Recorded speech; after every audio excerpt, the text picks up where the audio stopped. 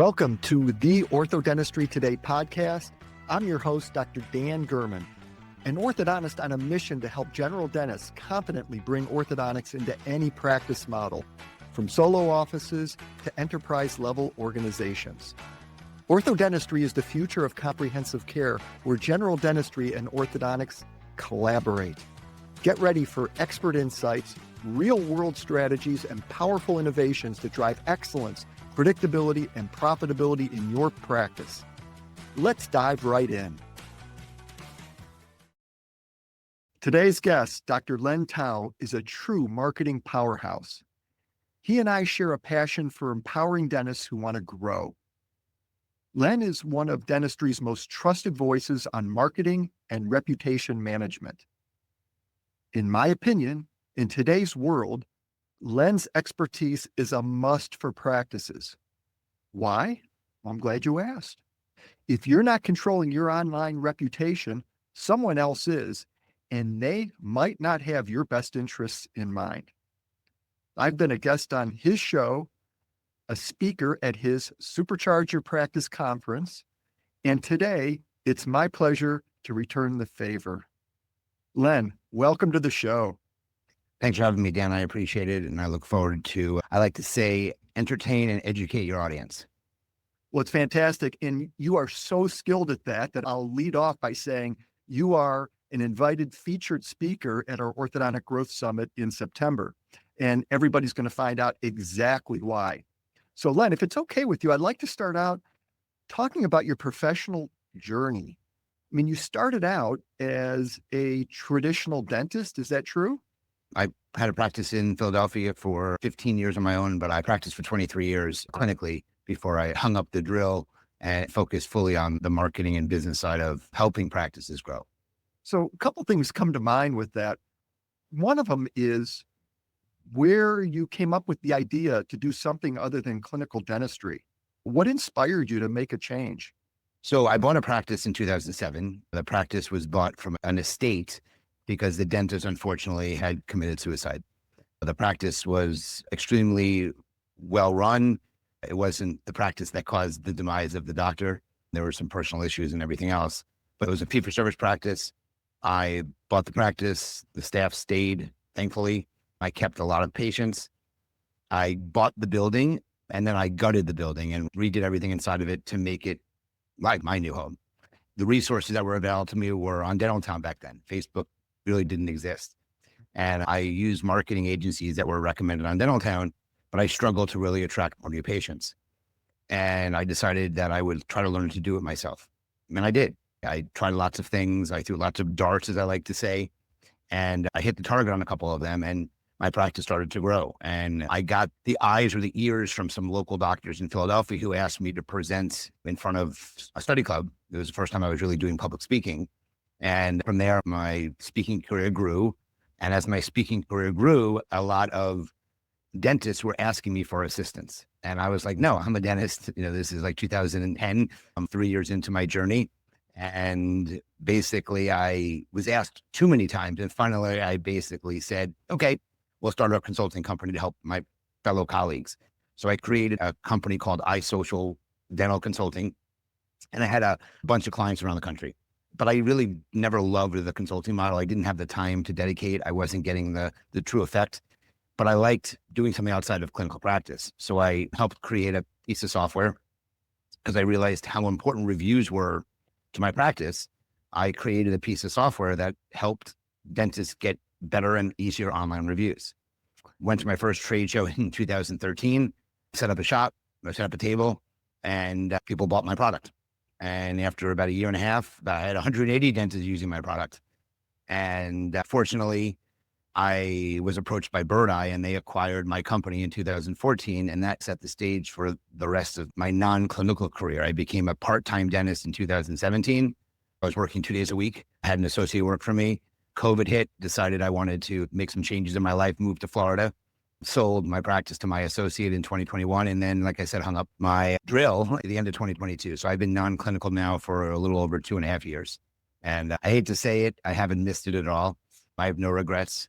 It seems like a lot of people who exit dentistry for some reason really feel much better when they're done with dentistry. And I don't know why it is. I love doing dentistry. It wasn't that I didn't like my career, but I love where I am right now. And that's kind of the very fast journey through the years that I've been clinically practicing and then what I've done since then. I find your story, Len, to be incredibly inspiring. And one of the things that really captivated my thoughts was this concept of you having ideas. A lot of people have ideas. Most people have ideas. Not that many people take the ideas and lay them out, come up with a plan, and then perform the plan to make the vision come true. And you're one of those examples where you have the initiative and make things happen. I find that incredibly impressive. So congrats on that. Thank you. I appreciate that. And tell me a little bit more about how you became an expert. It sounds like it's street smarts and on-the-job training. Was there anything else beyond that to give you this expertise in marketing? No, I never really took a class, just like I've really never taken a speaking coach and never had coaches like that. I just decided that I would start reading and educating myself and in networking with people and learning the best practices in doing stuff. And like I said, I hit the right target a couple of times. I always say I spent a lot of money being in Philadelphia. I bought an advertising campaign on a radio. And with the radio advertising, I got free tickets to the Philadelphia Phillies. That was part of the advertising campaign. And it was like $18,000 for the year. And it just was not a good audience for me. I got no patients except the person who sold me the ad. Felt really bad. I didn't get any business from it. And he became my patient. And he ended up doing clear aligners. So that was a bust. But lots of things I did helped my practice grow. And obviously, when something is successful, people want to emulate you. And that's how I got really into it, is I was kind of just replicating my model that I set up. I'm very humble. I appreciate what I've achieved. I'm a very hard worker. I've achieved everything through hard work. I like to say the only thing I was ever given was a college education and a dental school education. I had no debt coming out of school. So that was a big advantage I had, but everything else I've earned because I've worked for it. It's just interesting to see how things have played out over the years, because I still remember coming home one day and I told my wife that I was going to create a piece of software that was going to help dentists get better online reviews. And she was like, yeah, have at it. Little did I know, it's 12 years later and my life is very different than I expected it to be. Well, thanks for sharing that, because here's what I learned. You paid tuition. You paid $18,000 to learn all about radio marketing, right? And so although you were able to do this without having a formal education, you really had some education and there was a cost associated with it. And I think one of the great things that you bring to the profession is that you can provide your expertise on a silver platter so that our colleagues don't have to go to the school of hard knocks and pay $18,000 learning lessons as they try and they throw all the spaghetti against the wall to see what sticks. You've figured it out in great part for them. Is that a fair way to explain? Yeah. I mean, like I said, I kind of advise them. I'm very connected to the industry. I know a lot of the various companies, but I also have been through it. Look, I always like to say I teach reputation. I like to call it reputation marketing, which is rather than reputation management. You know, reputation management is worrying about a negative review and getting it off for people to not to see it. I like to generate the 5-star reviews and then market it for people to see. So it's a little different perspective on marketing versus management. But I like to say I ended my career with over 2,000 reviews, but 91 of them were negative. And that's a lot of negative reviews. They weren't about my dentistry. They were more about my business practices in terms of I was a fee-for-service practice. I wanted to be paid. So there was billing concerns. People didn't want to pay their bill. And when they want to fight you, they post a bad review. They were a little bit about my attitude, because being a New Yorker, practicing in Philadelphia, people didn't like my attitude necessarily. My mouth got me into trouble more than I would like to say. But I've been through that school of hard knocks, how to deal with bad reviews, what to say, what not to say, how to get patients to take them down. And that's really what I teach. I show real life examples of what happened to me, and that it's true stuff. I get up there and I entertain, but I educate using situations I've been in to help people avoid the same thing that I've gotten myself into. Well, a couple things from that. One, I love that you brought out the distinction between marketing and management. It's not nuance. The marketing sounds proactive, where you're out in front of it and you're creating the program as opposed to dealing with what ends up online. So I think that that's really quite fantastic. I appreciate that. Yeah, there's something to be taken home from that whole idea. Len, I'm going to get into the nuance of some of your reputation marketing a little bit later. What I have in mind right now is to try and collect maybe some observations you've had by working with so many different practices. I don't know how many practices you've worked with, so you can share that with us. What interests me is, what do you see as a common thread among the top performers? If you were to say, hey, here are the top 1% of all the practices I've worked with, this is what they have in common. So it's an interesting question, and I appreciate that question being asked. I was having a discussion last night with a new vendor in the industry, and he asked me a very similar question. And I said, the top performers, the top practices in the industry, I think, have an entrepreneur mindset. They understand and want to learn about business. They just don't want to drill, fill, and bill. And when you just drill, fill, and bill, I think you struggle in growing a practice, believe it or not. So I think that the people that are really, really successful, the top percentages out there, they know how to run a business. They're willing to take risks. They hold their team accountable. They kind of set up a well-oiled machine in their practice. Look, I was a part-time dentist. I traveled around the country, still do.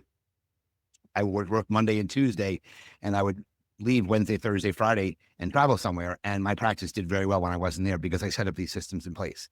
I never was the drill, fill, and mindset. Yes, I did it, but I ran a business. And when you run a business and you run a business well, it can be successful. So I think that's a very commonality I see with the practices I work with or I interact with or I speak with. To me, they just have an entrepreneur mindset. Yeah, it's really an amazing observation. The way I'm hearing that is that these doctors and these practices that have that growth mindset, they're willing to take a chance. Because if they're not, they know that even if they do good dentistry, there might only be a chance that they get the growth. So take a chance rather than count on a chance happening. And I think that's the same thing that we see. As I said in the opening, both of us are passionate about working with doctors and practices that have a growth mindset. And part of the growth mindset is having a receptive and open mind to some of the coaching and finding some experts and being willing to take a chance. I agree 100% with that. All right, so now we're going to flip 180 degrees different. I want to know what the best opportunities are. So when you've worked with practices, when you've seen things that haven't gone as well as the practice had wanted, what do you see as the major pitfalls? Where are we getting in our own way? What should we avoid doing? It's hard to really pinpoint a specific thing. I think that you should avoid being stuck in the mud. I think a lot of dentists out there, they put blinders on and they don't look at the big picture on things, and they struggle to grow because they don't want to spend money. They don't want to take risks. I think you have to have an abundance mindset. You have to be willing to accept assistance and help and look out there. There's so many communities out there now that dentists can go into to find some commonality with somebody and learn about a product or a procedure and really then look and implement it in their practice. One of the things I can't stand out there, and it's an entirely different direction, is you go to a CE class, the doctor goes by himself, or the doctor sends the team by themselves, and the doctor doesn't go. Well, there's no commonality there. The team comes back, the doctor wasn't there, hard to implement.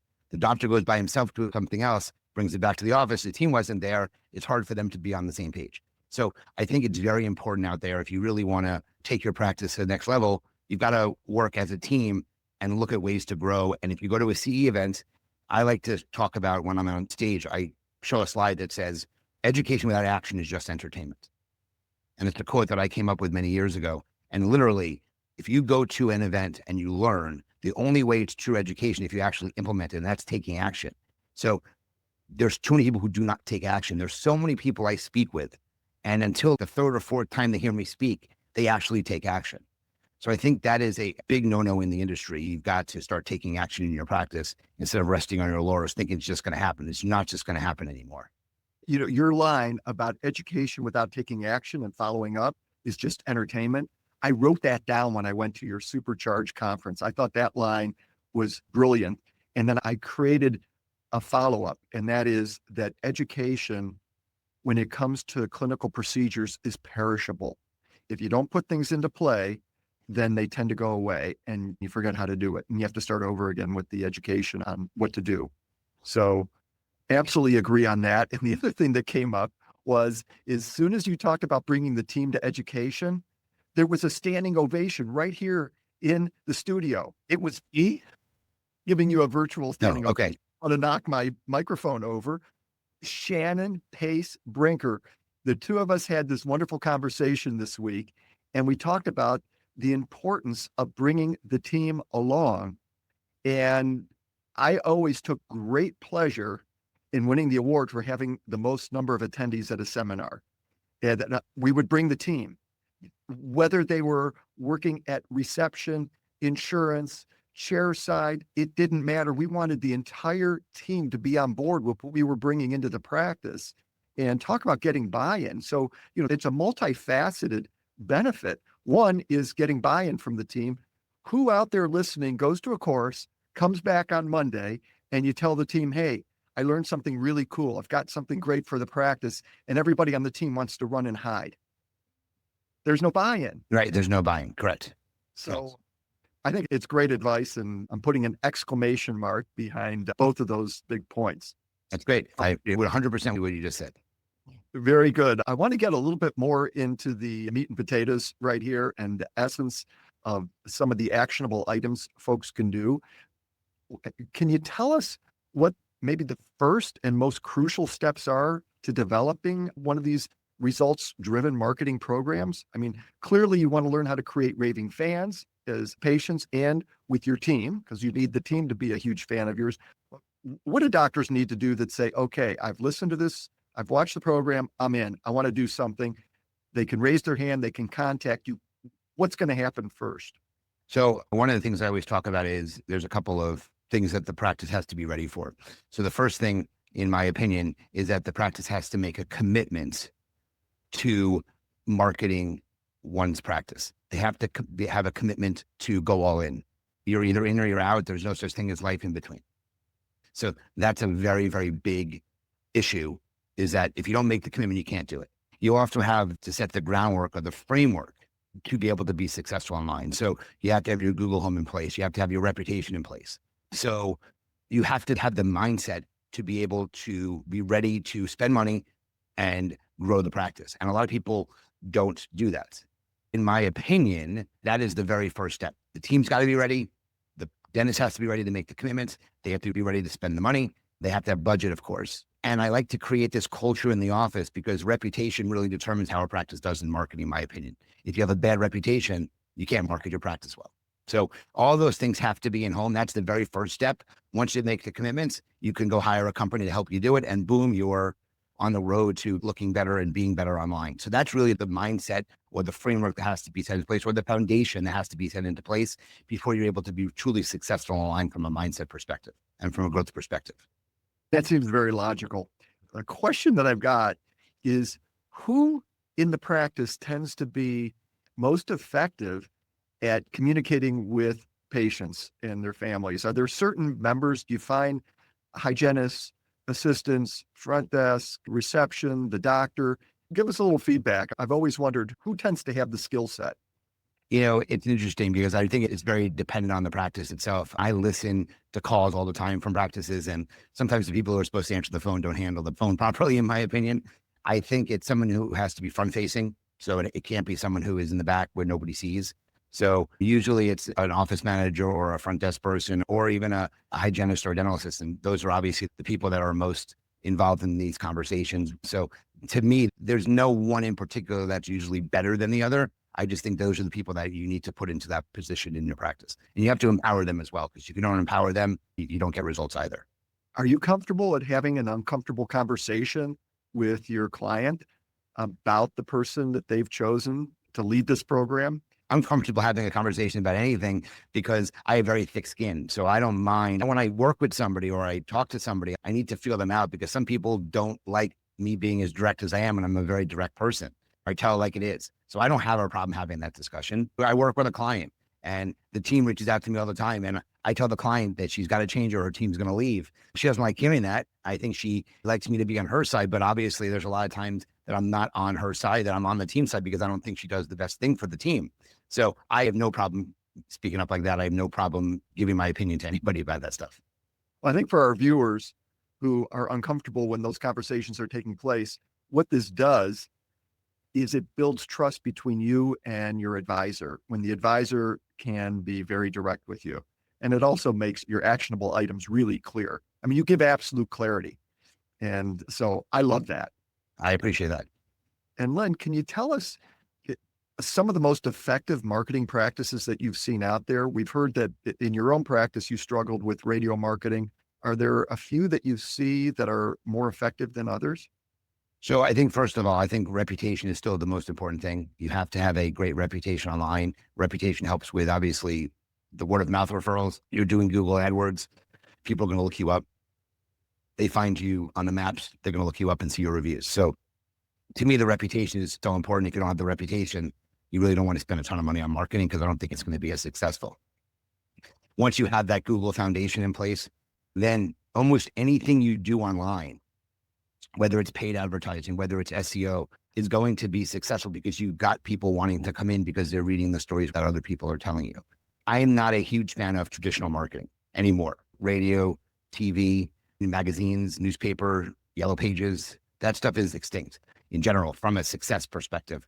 There are local service ads that you pay per lead that you get. Some are going to be successful, some are not. They're a different form of Google ads. In certain areas, they're going to be very, very effective. But honestly, you need to know how to handle the leads when you get them. And if you have someone on the phone that isn't answering the phone properly, correctly, the way they should, you may turn a number of those potential patients away. If you are out of network, you have to know how to handle that question in a conversation with the patient when they call the front, or they call to make an appointment, or they call to inquire. I was just talking to a client yesterday. I was meeting with the client and their marketing team, who I know, and they get a lot of leads, and they get a lot of people who don't schedule because they charge $100 for a consultation if you don't show, and they want to require a credit card. And that the average person may not want to be given a credit card, and they're putting up barriers to case acceptance. I never charged a consult fee. I felt it was a barrier to people coming in the practice. So I didn't want someone not to come in because I was charging them for the consult. So I never charged a consult fee. You don't want to set up barriers, especially if you're marketing, because you're losing potential opportunities to bring patients into the practice who may be willing to spend money. Thank you for sharing all that. There's a lot of gold in there. Many of us dentists are very sensitive creatures. Not all of us have thick skin, and we're really bothered when we have a bad review. I can recall being up at night, agonizing over the 1-star review that we had and what we do about it. And do I have to move out of state and start a new practice? This person has ruined me. Tell us a little bit about negative reviews, how important they are, whether you consider a 4 out of 5-star review bad. Just give us a little bit of color around that, knowing how sensitive we are. I have a Facebook group called Raving Patients, and we have about 7,000 members in the group, a mixture of team members and doctors. People always post, I got my very first bad review. What do I do?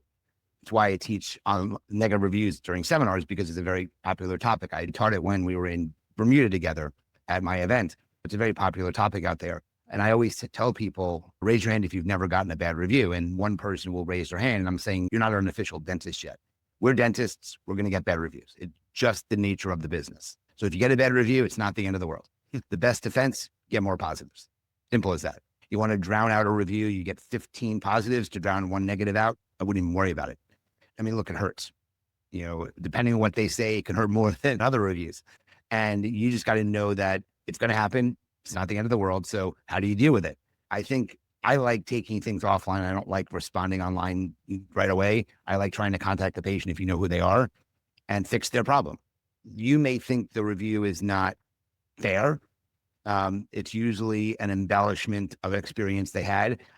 I always like to say there's 3 truths, or there's 3 stories. Your story, their story, and then somewhere in the middle is the truth. So you have to look at it at that perspective as well. But if you know who the patient is, I would try to contact them and correct the concern. There will be people who do not use their real names when they will leave a review. It's very common. One, because they may still want to come in even though they gave you a bad review. I think that in terms of reaching out and correcting the problem, the patient in many cases may take the bad review down.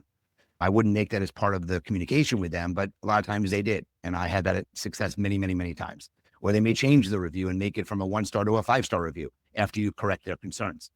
So if push comes to shove, you can respond online, but you have to be very, very careful about a response that's HIPAA compliant.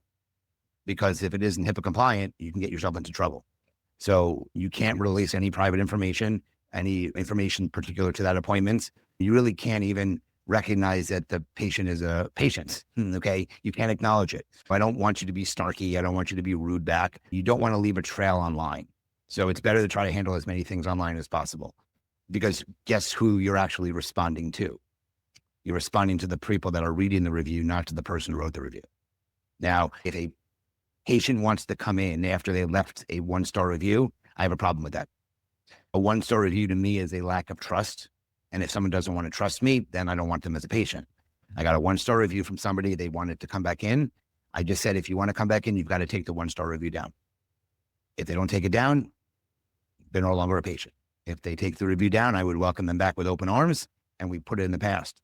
And it happened 3 times. One person took the review down and we became very good friends after that. It was a learning experience for both of us, but 2 didn't. And I dismissed them from the practice, and that was the end of the relationship. So just keep that in mind.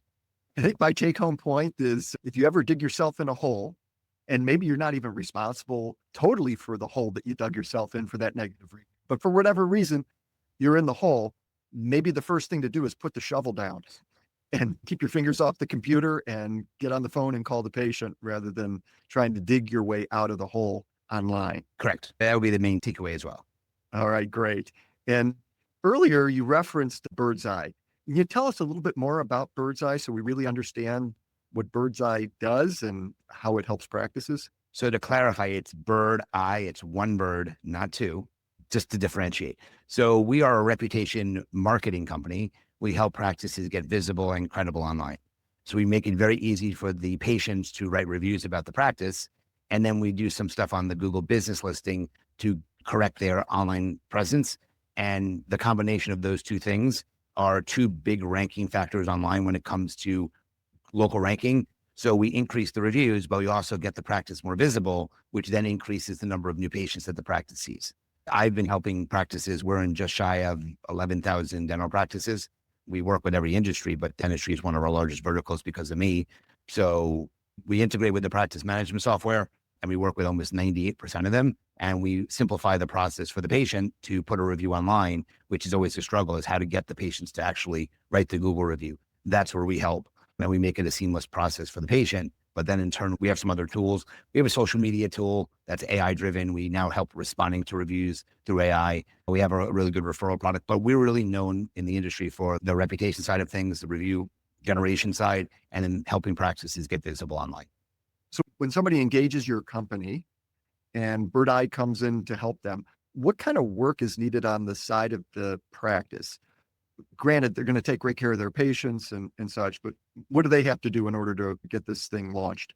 So I get that question a lot when I talk to potential clients, and they always ask me, how much time does it take or what do we have to do? And I always say it's very minimal time, but the most important thing goes back to what I had said, is that you have to make the commitments to use reputation as a way to grow your practice.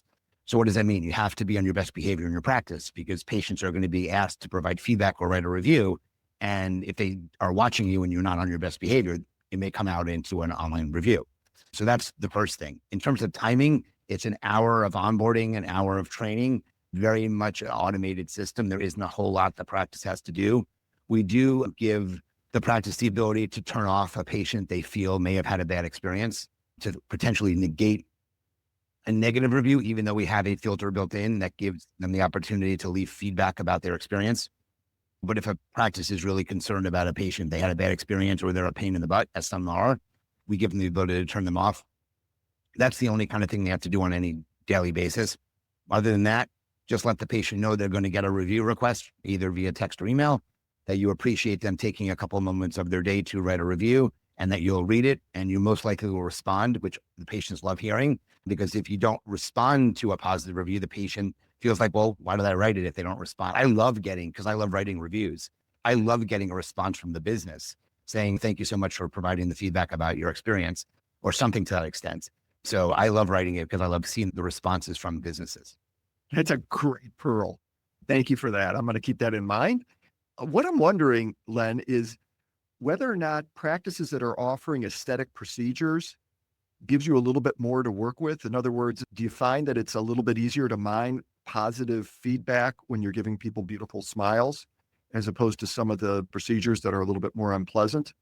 Not necessarily. Look, as long as you treat the patients right, there's many opportunities for them to talk about their experiences. So let's take orthodontics for an example, because I have a lot of orthodontists as clients, and whether they do brackets or aligners, it doesn't matter. But there's going to be a consult, there's going to be a starting appointment, there's going to be many adjustment appointments. They may break a bracket and they come in as an emergency. Then they have their, I call them milestone appointments. They have debanding, and then they have the retainer checks. So there's many opportunities in any type of patient journey that the patient can write a review on. And I like somebody who is reading the reviews to see a nice assortment of different examples, not just, oh, the procedure went great. Well, how's the person at the front desk? Or how is the doctor's bedside manner? I want stories. So when someone reads the reviews, they see all different examples of what goes on in the business. I always loved the opportunities that are granted to you when you have an orthodontic patient that's coming in with a regular cadence. We've got so many opportunities for that positive touch and for something that comes up that allows them to appreciate what you're willing to do for them in order to give them that exceptional experience. So that was one of the advantages that I always felt that we had over folks that only see their patients once or twice in a year. That would be a general dentist. You see them every 6 months. What about a oral surgeon? 85% of their patients come in 1, 2, or 3 times, and they never see them again forever. They don't ever come back in. Same as an endodontist.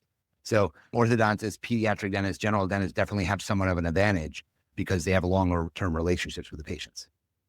Yeah. Yep. That one and done is the different experience for patients. You know, one of the things, Len, that's really important to me is to care for and care about the people that I work with. And oftentimes, I think you probably noticed, I look outside of the professional career in the accolades and try and figure out what somebody's made of. And there were 2 memorable happenings after we met. One of them I wanted to bring up now is that you came to Cleveland not to see me, not to visit Ortho Brain University, but you came here with your son to go to a baseball game. Tell us a little bit about the relationship with your son and how you ended up taking the time to go to a baseball game out of state with your son. So just to clarify, we were in Cleveland for the National Baseball Card Show. That was the real reason we came to Cleveland. It just so happens that when I go to a town where there's a baseball game, I try to take in the baseball game. So we didn't come directly for that, but I've learned a lot over the years. And when I was a younger person, I obviously had my dental practice, but I found this other career, and that other career took me on the road a lot. And I was away a lot many, many years ago. I travel less now, but I missed a lot of those moments with my family and my son. I only have one son. He just turned 18. And one of the things we've always enjoyed doing ever since he was a little kid is that usually once or twice a year, we go to some location and take in either a Yankee game. When I lived in Philadelphia, we went to spring training and had something called the Insider Experience. But we've gone to playoff games. We've gone to every sporting event out there. So we try now to at least once a year go to a different ballpark and take in that ballpark and see the Yankees, which are our favorite team. We do that a lot. So I was just in New York. There was an organization, Fanatics Fest, had their annual event in New York. I took in a Yankee game last Friday night. That's our time together, and we really enjoy it. And one of the things that we share is a love for sports. I love poker. My son is he's now 18. He can play poker in Florida. So he's playing some poker out there too. So there's certain things that we enjoy doing together, and that's one of them. I find that inspiring and heartwarming, and I'm really glad that you are comfortable sharing that special relationship with us and how it evolved, that you were able to maybe course correct. Not that you were off course, but you were able to recognize that there was some great relationship building that you'd be able to do as he became an older teenager, which I can tell you, having raised 7 kids, I still have 1 teenager. Having that relationship with teenagers ain't always easy. My son graduated high school a few weeks ago. He was number 6 in his class of 700. He got a full ride to the University of Florida next year. They're actually paying him to go to school. He earned another scholarship that pays him to go. He's a great kid. And I made the commitment in 2025 that I would travel significantly less than I did in previous years because I wanted to make sure I was around for these other occasions. And I actually have not been on a business travel since the very beginning of May and not really traveling again until September. I basically took off 4 months from a traveling. So for someone who speaks and that's a big part of their career, it's been a definite change that I had not been used to. It's a good thing. Yeah, congrats on making that happen.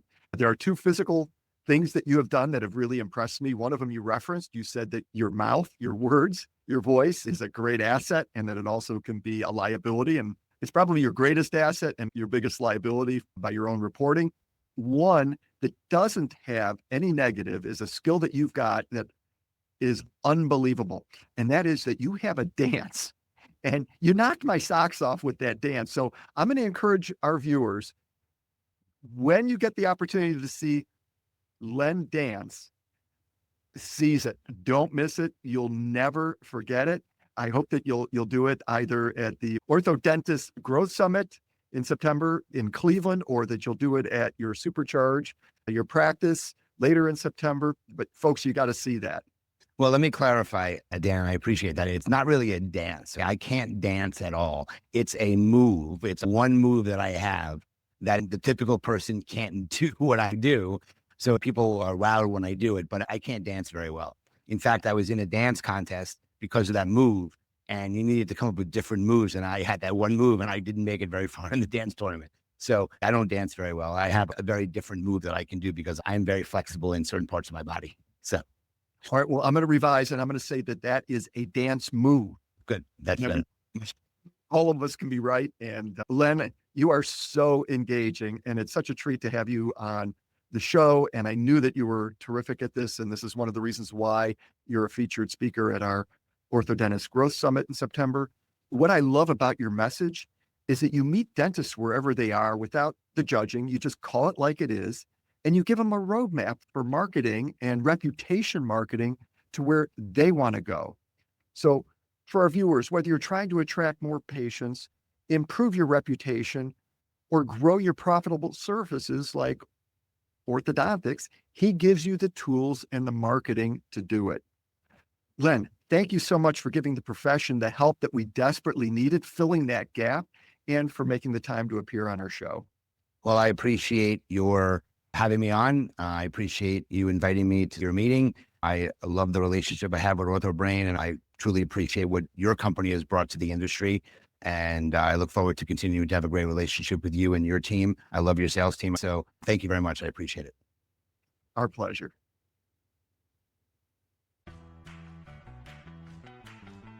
Thanks for joining us on the Orthodentistry Today podcast. Remember, dentistry isn't just about teeth. It's about delivering holistic care to precious people with real lives. If you found value in today's episode, please subscribe, leave a review, and share it with your colleagues. To learn more and to stay updated on the upcoming Orthodentist Growth Summit, please visit orthobrain.com. Until next time, keep learning, keep growing, and keep transforming lives for good through orthodentistry.